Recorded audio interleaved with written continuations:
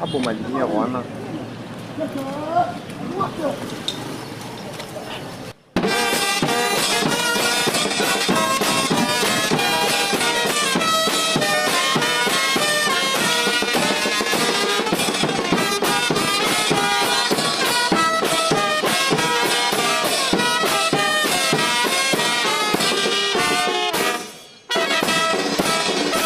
Soyez le bienvenu, M. Charles Onana, à l'occasion de la conférence débat organisée à l'Université de Kinshasa, au Holocauste, au Congo, et les raisons de la communauté internationale.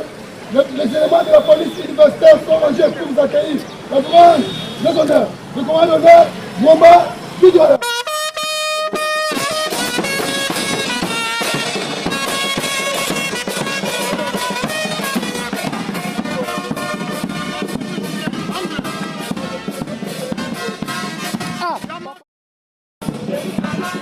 Sacré soit le témoin, jour sacré de l'immortel, serment de liberté, que nous lèvons à notre postérité pour toujours. Alors, je remercie tous les officiels qui ont m'ont fait l'honneur, ils nous ont fait l'honneur de se déplacer. Je remercie évidemment le corps diplomatique ici présent. Je remercie évidemment monsieur le recteur de l'université qui a mouillé sa chemise pour que cet événement puisse avoir lieu. Je pense qu'il faut vraiment l'applaudir très fort.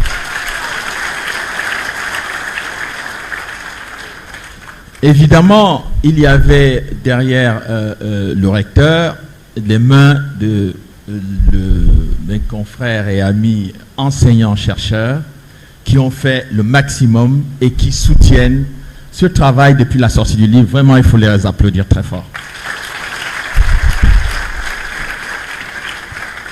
Et puis, je suis surtout ravi de voir cet amphi comble par les étudiants qui n'ont cessé de me soutenir et de me demander de venir à Kinshasa, donc je suis heureux d'être avec vous aujourd'hui.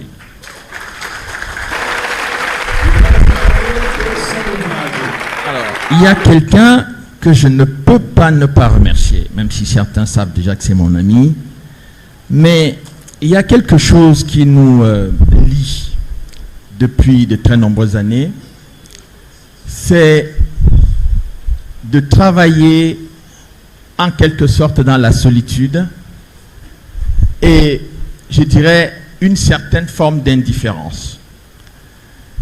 Il a beaucoup travaillé dans ce pays. Il a prêché autant que faire se peut la bonne parole, comme on dit, mon Seigneur me comprendra, dans l'intention tout simplement de sensibiliser le peuple congolais à la question de la lutte contre la balkanisation.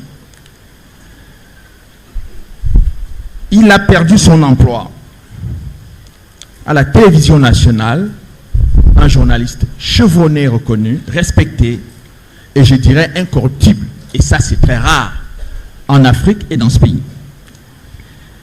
Quelqu'un qui a également perdu son deuxième emploi au journal Le Potentiel, simplement parce qu'il défend son pays et il veut sensibiliser son peuple à comprendre le drame que vit le Congo. Vous avez compris que j'ai nommé M. Freddy Mulumba.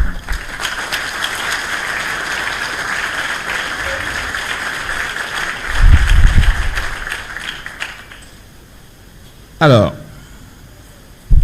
pour rentrer dans le vif du sujet, puisqu'on est à l'université et qu'il est toujours important d'expliquer et de partir de d'où on parle, de savoir d'où on parle, je tiens simplement à vous dire que je suis rentré dans le dossier de la région des Grands Lacs, je dirais par la grande porte. Je n'avais aucun préjugé sur cette région que je ne connaissais vraiment pas. Mais il y a quelque chose qui m'a frappé, c'est le fait que deux chefs d'État soient tués le 6 avril 1994 au Rwanda à côté, et personne n'avait rien à dire là-dessus. C'est comme ça que je suis rentré dans ce dossier. Et quand j'ai publié ce livre, je reviendrai là-dessus, c'était avec un ami Tutsi qui est aujourd'hui en prison à Kigali, qui s'appelle Deo Mushahidi.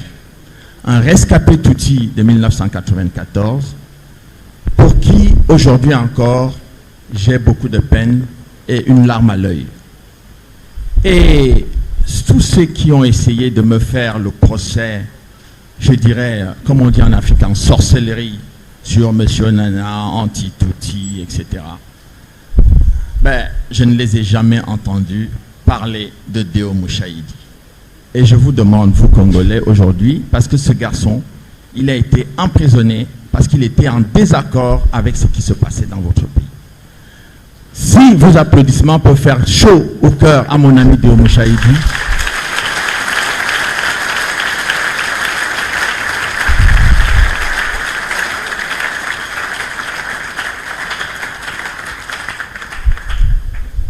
je crois que si du fond de sa prison, il entend ces applaudissements, on aura déjà fait beaucoup pour lui. Alors, qu'est-ce qui se passe dans cette région? J'ai voulu commencer cette affaire par, vous voyez, une réflexion de Cheikh Anta Diop. Cheikh Anta Diop était un grand physicien, chimiste, parce qu'il a fait ses études à Paris. Il a été combattu parce qu'il voulait revisiter et surtout revoir l'histoire africaine telle qu'elle était racontée. Il a été combattu avec une férocité incroyable, alors qu'il était question d'un débat intellectuel et d'une confrontation intellectuelle. Confrontation d'idées ne doit pas amener à haïr quelqu'un, à le détester. Et j'ai pensé que cette réflexion était importante parce que ce dont il est question dans cette région, c'est la recherche de la vérité.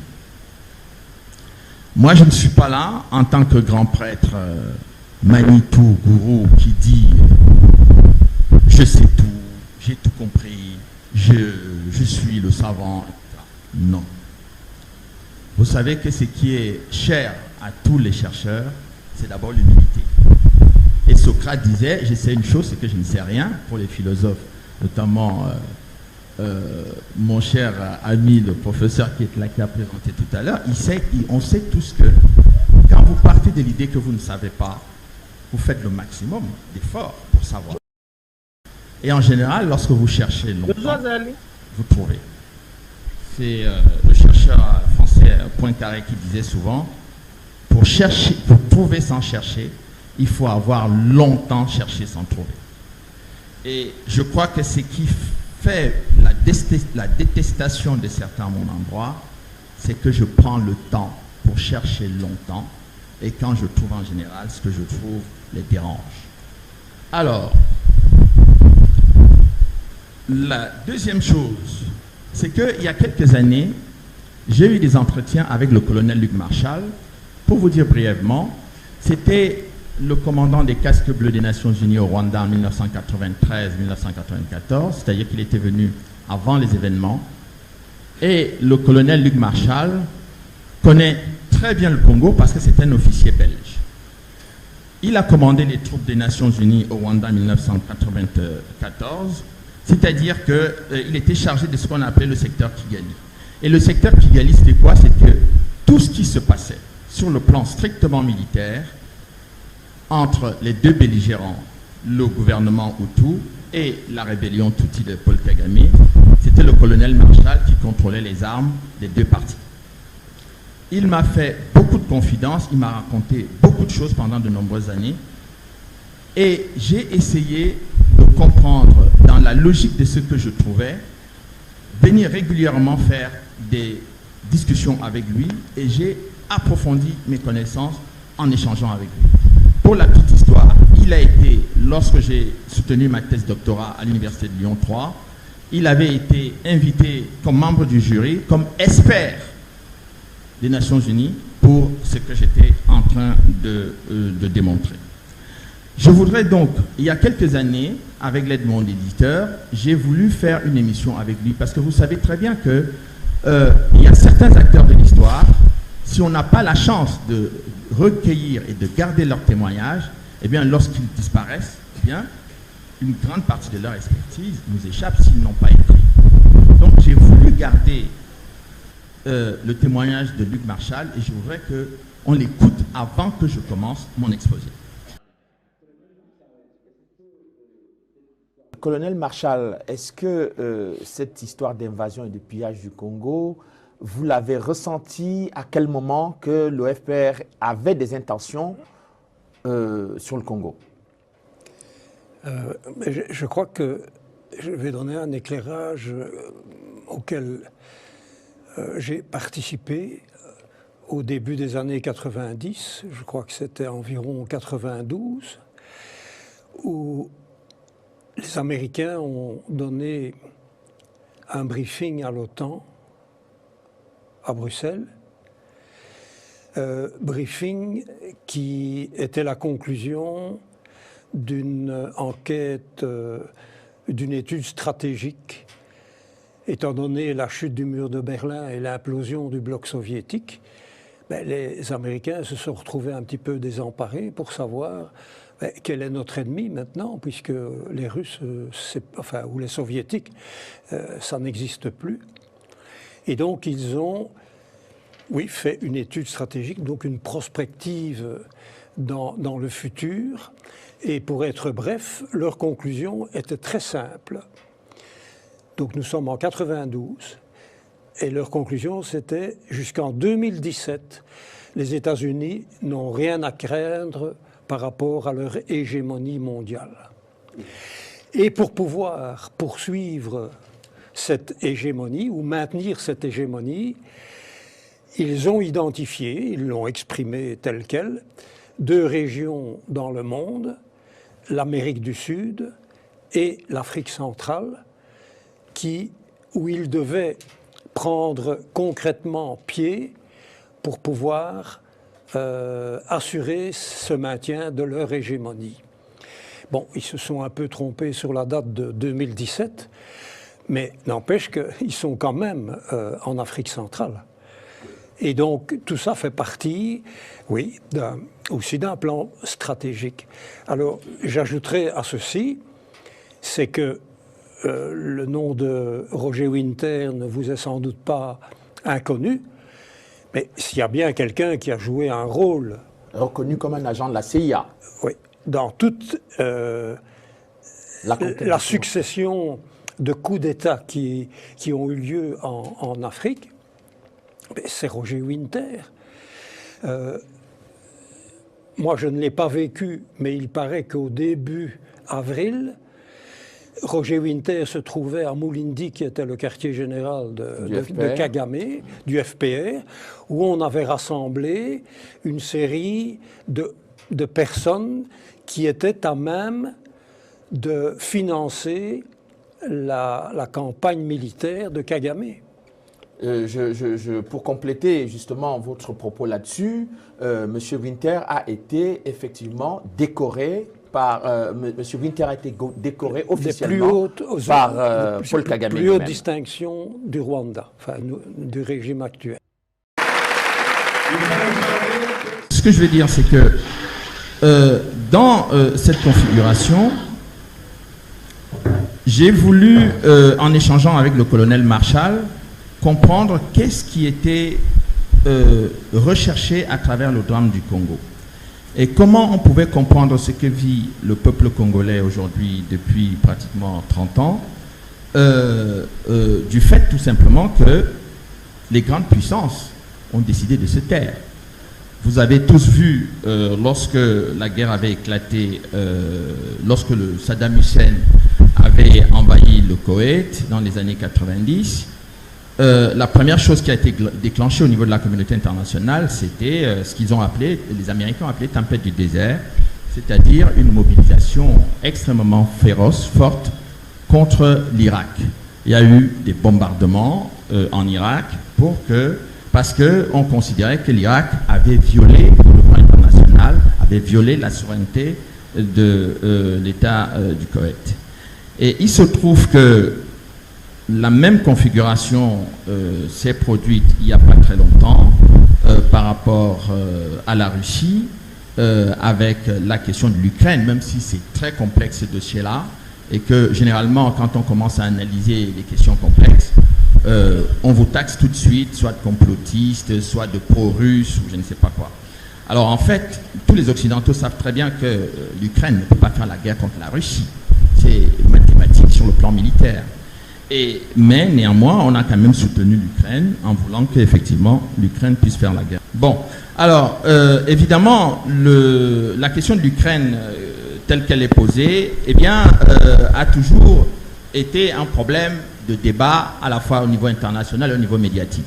Donc, moi, j'ai toujours été surpris de constater que tout le monde est au courant, enfin, quand je dis tout le monde, toutes les grandes puissances, tous les membres du Conseil de sécurité sont au courant que le Congo est victime d'une violation flagrante du droit international public, mais il n'y a jamais eu la même mobilisation que contre le Koweït, ni la même mobilisation que contre l'Ukraine.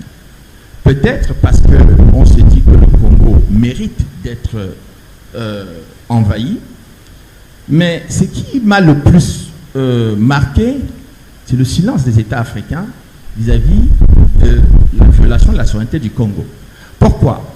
Parce que depuis l'OUA a consacré l'intangibilité des frontières héritées de la colonisation. C'est-à-dire que pour les États africains, il est hors de question de toucher à une frontière d'un État africain après 1960, c'est-à-dire après les indépendances. Mais il est curieux de constater que les violations répétées du Rwanda et de l'Ouganda vis-à-vis du territoire congolais n'ont pas jusqu'ici, je parle sous le contrôle des diplomates, n'ont pas fait jusqu'ici l'objet de condamnations claires, sévères et fermes à l'égard du Rwanda par rapport à son action au Congo. Donc, ces deux éléments qui sont non seulement une violation du droit international, c'est-à-dire qu'on est supposé être, au niveau du Conseil de sécurité, garant de la paix et de la sécurité internationale, on est, au niveau africain, supposé garantir la paix et la sécurité en Afrique, Et dans ces deux cadres-là et dans ces deux contextes-là, la violation de la paix et de la sécurité du Congo ou au Congo a toujours eu lieu sans que nous ayons la moindre réaction par rapport à cette situation. De temps en temps, évidemment, il y a des communiqués qui nous disent « Bon, écoutez, il y a ceci, on n'est pas content, etc. » Bon, écoutez, on va avancer. Je me suis posé la question de savoir si c'était ce que le colonel Marshall a dit. C'était tout simplement qu'il avait participé à une réunion de l'OTAN en 1992 et lors de cette réunion de l'OTAN, il avait été question après la chute du mur de Berlin, pour les États-Unis de prendre pied en Afrique centrale. Et parmi les pays qui étaient concernés dans cette réunion stratégique en 1992, figurait très bien le Congo, Kinshasa en bonne place. Donc, je me suis donc posé la question de savoir si, effectivement, le Congo était une cible de l'OTAN et des États-Unis. Alors, pour savoir si le Congo est une cible de l'OTAN ou des États-Unis, j'ai pensé qu'il fallait d'abord revenir sur le Rwanda. Parce que les malheurs, une grande partie des malheurs du Congo viennent du Rwanda. Et si vous ne comprenez pas très bien ce qui se passe au Rwanda, vous ne pouvez pas comprendre ce qui se passe au Congo. C'est la question du Rwanda. Alors, pour beaucoup de gens dans la salle, le nom de Roger Winter vous est complètement étranger. C'est quelqu'un que beaucoup d'entre vous ne connaissent pas, certainement. Bon, ce Roger Winter a organisé en 1988 aux États-Unis une conférence sur le déclenchement de la lutte armée au Rwanda pour le retour des exilés Tutsis. Avec un professeur rwandais, d'origine rwandaise, Tutsi lui aussi, qui s'appelait Alexandre Kemini. Et donc, cette réunion est une réunion fondamentale dans ce qui va se passer au Rwanda en 1990. Et qu'est-ce qu'ils ont trouvé? C'est que l'armée patriotique rwandaise qui a été créée par Paul Kagame était un acteur important de cette action. Et donc, c'est pour cela qu'en 1990, vous revenez donc en octobre 1990, donc le 1er octobre 1990, l'APR, l'armée patriotique rwandaise, attaque le Rwanda à partir de l'Ouganda. Évidemment, c'est à la suite d'une rencontre que le président Habyarimana a aux États-Unis, dans le cadre de l'UNICEF, et le président Habyarimana avait demandé à Museveni, j'espère que vous n'allez pas abriter des rebelles qui vont attaquer mon pays. Monsieur Museveni lui a juré la main sur le cœur que lui, il ne participe pas à ce genre de choses et qu'il ne laissera pas faire ce genre de choses. Hélas, le 1er octobre 1990, le Rwanda a été attaqué. Les troupes venaient des États-Unis, de l'Ouganda. Paul Kagame, qui était en formation aux États-Unis à Fort Leavenworth, aux États-Unis, et qui était une structure gérée par le Pentagone, a quitté précipitamment les lieux. Et je suis au courant de ce qui s'est passé parce qu'il y a un de ses collègues rwandais qui était stagiaire avec lui au cours de cette affaire-là, mais qui lui il appartenait aux forces armées rwandaises, donc l'armée gouvernementale Hutu qui était là-bas. Mais lui, quand il participait à ce stage, il était venu avec son uniforme militaire d'officier supérieur du renseignement militaire de l'armée ougandaise. Donc, c'était en quelque sorte sur le papier un Ougandais. Alors, l'objectif de Kagame est évidemment pour l'armée patriotique rwandaise de renverser le président Habyarimana. Bon, vous voyez très bien, je mets une référence au dossier du tribunal pénal international qui a été faite par Mme Alison Deforge, qui est américaine. Donc, il y a eu aussi, j'ai d'autres éléments pour étayer cela, évidemment, les communiqués du FPR. Alors, deuxième point qui est important à faire souligner, c'est que Paul Kagame, pendant toute cette période-là, de 1990 en 1993, des discussions seront organisées. L'instigation de la France, notamment par le président François Mitterrand, ce qu'on a appelé les accords d'Arusha pour que les Rwandais, Hutus et Tutsis puissent travailler ensemble, gouverner leur pays ensemble, pour que finalement prenne fin cette guerre séculaire qui les anime, qui a débouché à la guerre de 1959 que vous connaissez, où le Congo a été très accueillant pour accueillir les Tutsis qui ont fui le pays dirigé par la monarchie, parce que la monarchie était tombée. Les Congolais les ont accueillis chaleureusement, ont nourri beaucoup, certains ont même eu des bourses, au détriment parfois des Congolais brillants, et ils ont été bien traités dans ce pays. Alors, Donc, Paul Kagame va donc renoncer à tout cela pour faire la guerre. Parce que lui, dans leur idée, c'était de faire la guerre, ce n'était pas de faire la paix. Pourquoi? Parce que faire la paix pour eux signifiait ne pas prendre la totalité du pouvoir au Rwanda.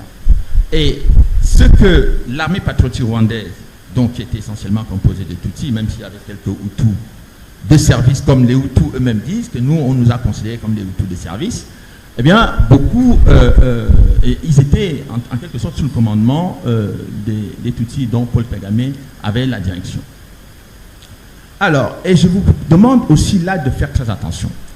Parce que lorsque cette mobilisation est faite pour les accords d'Arusha, c'est pour faire la paix, vous vous souvenez que ça fait longtemps qu'on demande aux Congolais de discuter, de faire la paix, de faire des négociations, etc. Eh bien, Paul Kagame avait deux agendas. Il y avait l'agenda qui consistait à donner l'impression qu'il négocie, et il y avait l'agenda qui était de faire la guerre, où à chaque fois, ils avançaient leur pion sur le plan militaire, pendant que les partis adverses, c'est-à-dire la partie gouvernementale, étaient affaiblis militairement. Et j'ai eu toutes les confirmations avec des documents de la mission des Nations Unies au Rwanda pendant ces événements. Le colonel Marshall qui commandait, comme je vous ai dit, les deux parties, qui commandait la mission des Nations Unies et qui a produit les documents des deux parties, m'a montré des éléments qui attestaient effectivement que Paul Kagame, lui, il avait un agenda qui n'était pas l'agenda diplomatique et qui n'avait rien à voir avec ce qu'on disait dans les médias. Donc, il faut que les Congolais aient ça en tête, en sachant que vous pouvez négocier avec Kagame tout ce que vous voulez, mais lui, si son objectif c'est de prendre le Kivu, il le prendra, que vous le vouliez ou non, et vous pouvez signer tous les accords que vous voulez avec lui, il ne les respectera jamais, comme il l'a déjà fait en 1993. Donc, on arrive donc à un élément central qui est important, c'est-à-dire que au moment même où les accords d'Arusha sont signés, verrouillés en 1993, où il est question d'un partage de pouvoir entre Hutu et Tutsi, et surtout où le FPR a eu toutes les concessions possibles. C'est-à-dire qu'ils étaient arrivés, les Tutsis étaient 14% au Rwanda avant les événements tragiques de 1994, et les Hutus 80%. Donc ils sont arrivés à demander à avoir dans l'armée 50% de place dans l'armée gouvernementale. Les officiers Hutus ont protesté en disant qu'en proportion du nombre, il y avait un problème. La communauté internationale a dit non, c'est pas grave, acceptez pour la paix, etc. Ils ont accepté. 1994, l'avion du président Habyarimana est abattu. Le président Mobutu du Zaïre était supposé être de voyage, mais il avait été il lui a été recommandé par les services d'enseignement congolais de participer à cette mission, dont le ministre, ancien ministre de la Défense, conseiller spécial du président Mobutu, M. Moïmouanda, m'avait expliqué en détail ce qui s'était passé parce qu'il était parmi les personnes qui avaient préparé le voyage. C'est ainsi donc que je décide de publier mon premier livre sur l'attentat, parce que je constate que personne ne veut parler de l'attentat, on parle du génocide, etc. C'est très bien, mais deux chefs d'État dans l'avion, le président du Burundi et le président du Rwanda, méritent quand même qu'on regarde ce qui se passe. J'obtiens de nombreux documents et je publie mon premier livre sur l'attentat en 2002. Vous voyez, à l'époque j'étais jeune encore, j'avais un peu de cheveux encore sur la tête. Et le livre intitulé Les secrets du génocide rwandais que je coécris avec mon ami Deo Mouchaïdi, le petit. À l'époque, Deo Mouchaïdi était le représentant du FPR, c'est-à-dire le mouvement de Paul Kagame, en Suisse. Eh bien, je suis attaqué par l'État rwandais et par le président Paul Kagame en personne, avec un gros cabinet d'avocats belges dans le dos et un cabinet d'avocats français. Bon, Maître Vergès voulait me défendre à l'époque, j'ai refusé. Il était passé par le professeur Bernard Debré, mais il dit qu'il voulait me défendre bénévolement. J'ai dit non, je ne suis pas là pour faire l'esbrouf. Mon objectif, ce n'est pas de passer devant les caméras en disant « Monsieur Onana est défendu par Maître Vergès, ça ne m'intéresse pas, je veux gagner mon procès ».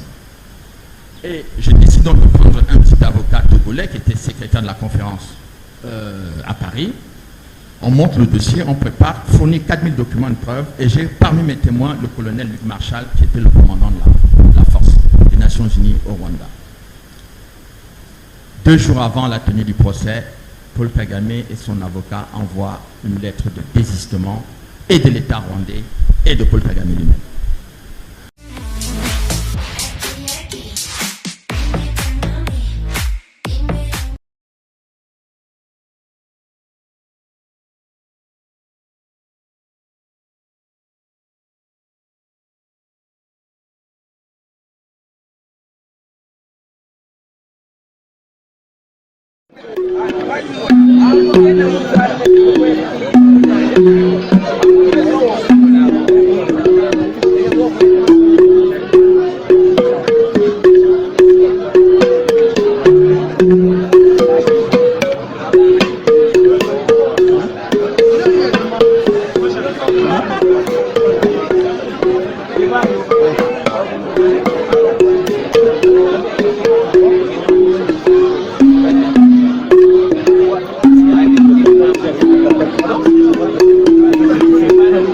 C'est la masse.